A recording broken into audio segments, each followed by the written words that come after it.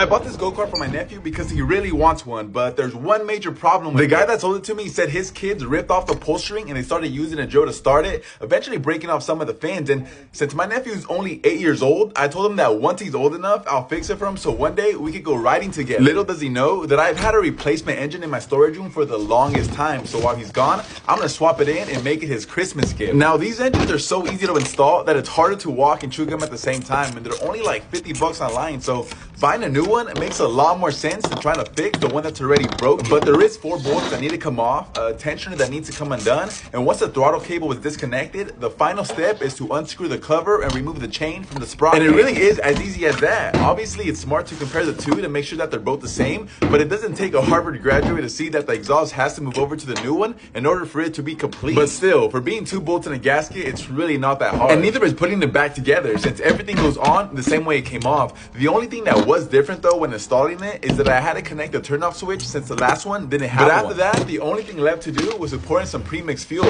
and it fired up right away. Luckily, everything worked like it was supposed to, which meant it was ready to ride. And with that out of the way, the only thing left to do now is to wrap it in wrapping paper and become the best uncle of the year.